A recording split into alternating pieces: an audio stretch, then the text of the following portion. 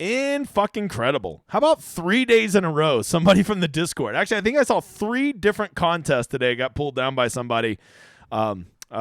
Incredible. One guy didn't even share his. Someone else shared him winning, right? Bill shared another Bill's winning. So incredible. How many? I mean, this has just been a good week. Good week for the Discord.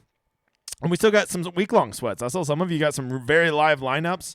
I got some, I think I got some with a fighting chance. Even one of the ones we're like in the top 1,000 in the pitch and putt, me and one of the contest winners. So, a 6 of 6. I just went and looked over on Cut Sweats. It gave us a 0.04 chance. So what is that, like 1 in 250? I'll take 1 in 250 at winning 100K. Let's go. So we're live-ish. You never know. All we need is for Telly to go out and shoot a 62, and we'll have the bull by the balls. That's a mouthful. All right, it is the Rosetta Stone. It is round 4, and we actually had 2 new stats we're throwing at you. The Rosetta Stone is just going to keep evolving. It's just going to keep getting better the more that I have time to get it caught up, and once we perfect one thing, we'll move on to the next one, right? I never want it to be overloaded with information, but for some of you, I want to give you all the relevant things that I think you should look at. So we have a new one right here. It is called Good Approach Percentage. And once again, I got this idea from Fantasy Golf Bag.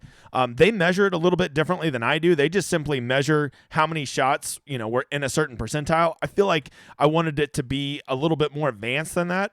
So basically what good approach shot is we took shots. Any shot that's in the 75th percentile or better, right? Which is pretty much going to put you on it because these are only measuring approach. That's why it's called good approach and not good shot.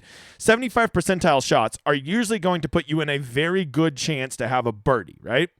But then we also wanted to measure what percentage of the time are they hitting approach shots that would only be in the 25th percentile, right? Which those are the ones that usually lead to bogeys and stuff, right? And then everything that fell in that 25 to 75 percentile range, those are just called average shots, okay? So then we assigned a value to each of those 3 shots. We put it in a bucket. We looked at all of their 18 approach shots for this previous round, and then we did a percentage based on that. And no fucking surprise, John Rahm has an insane 63.89 good approach. Now, that number probably doesn't mean shit to you because we just made it up. But the more that you experience this, the more you'll realize what a great number that is, right? Like, it was 2% clear of anybody else. And there were some other people that were like Ricky down here. Ricky's at 61%, right? A truly incredible approach number, right? Who else? Kevin Yu at 61%, which means that 61% of their shots of their approach shots today put them in a good position to score. Okay, that's really good. The higher that number gets, the more chances you have of birdies. The more chances you have of birdies, obviously the better chance you have at scoring. Okay, it can't all roll in 50-foot putts every time like dumb shit Morikawa, okay? So that is the new stat today. I'm trying to make this like these 4 columns right here. This is kind of like your quick reference point, right? Of just some quick stats. So like the first thing I do is I like to, like when I was doing this earlier, I was like, ooh, Alex Smalley kind of grabbing my attention there at 53%, or here's a really good one. S.H. Kim. Well, of course his is good. He had a good round today. Let's go find a good one. Lonto Griffin, 58% good approach today, right? And then I see that he's historically a good round 4 scorer. Those things kind of perk up my ears. I see that he had a solid round today, but didn't completely dominate, right? It's just something to kind of grab your eyes. It's just another stat to consider. If you think it's a bullshit, bogus stat, or you don't want to give it any weight, well, ignore it. Just go look at the grades. But I feel like the more relevant stats I can give you that are bite-sized, that can help you make informed decisions to pick your fucking lineups, the more I'm all about it, brother. The more I'm all about it. So that's what we're doing there. This is driving me nuts right here. This needs to be best and worst. Sorry. It's just tacky. I'm gonna make him fix it before they send it out. Okay, so that's the new stat. Good approach percentage. Okay? Like Justin Thomas was horrendous on approach. He could never do good tomorrow. Or he could. So it's just one more thing to consider. Max Homa did not have a great round today, but all I keep seeing is that 58.33%. And then I see that he's probably expected for a good short game regression. He's due for a little bad round regression, and he's a historic great 4 scorer, and he's decently priced, and he's just sitting there lurking, and he's going to be not near his own to some of these other guys. I mean, those are things that I like to look at when I'm making my decision. Okay. If you're like, oh, Mav McNeely, his approaches today were horrible. Yeah, but Mav McNeely typically is never that great with his irons. He's kind of good at everything else. He's like Patrick Rogers in that way. Sucks with his irons. Let's not talk about that piece of shit. So that's the new round.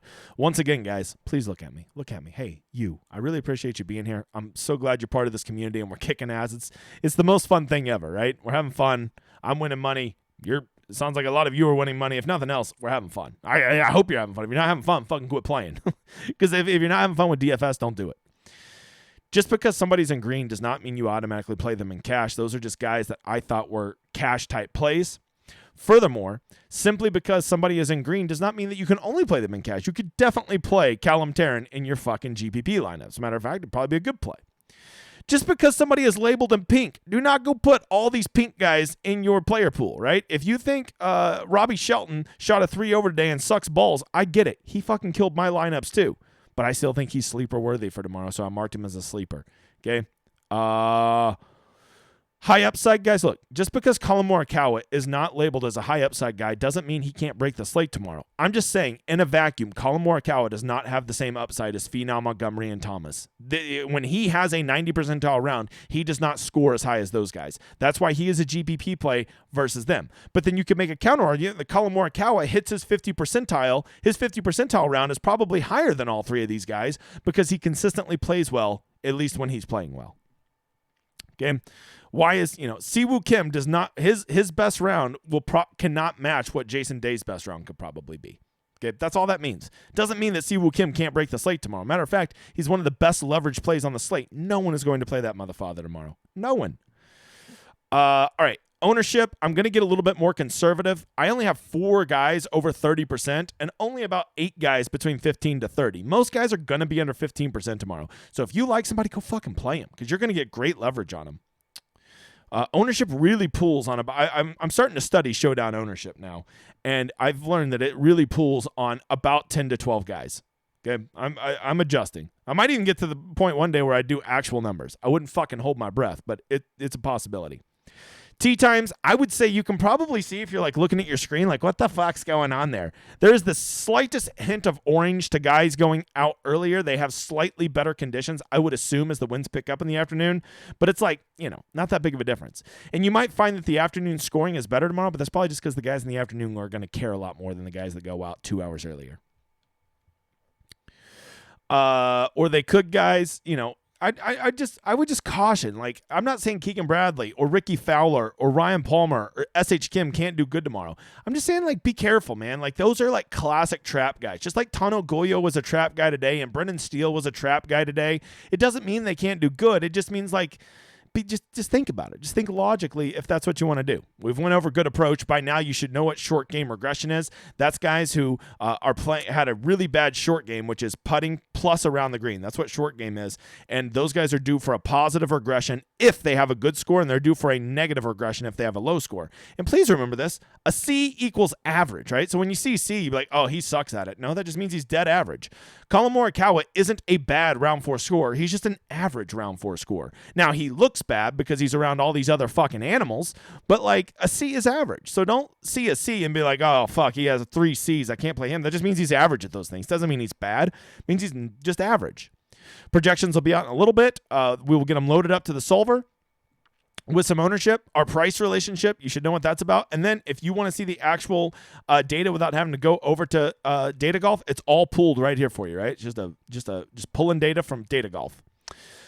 So there you go. I still don't know. I don't love the contest tomorrow, so I'll either play some higher level stuff, some higher limit stuff, the $200 single entry, the 555 stuff like that, or I might just play all cash again because you know what? I fucking roasted cash today, and I wouldn't mind doing it again mañana because I like money. I think that's it, guys. If you need anything, just let me know. Keep sharing those screenshots. It's fucking awesome. Everybody's going to be happy for you. I'm going to be happy for you. Let's keep having fun. Let's keep flying the flag. I'll talk to you guys later.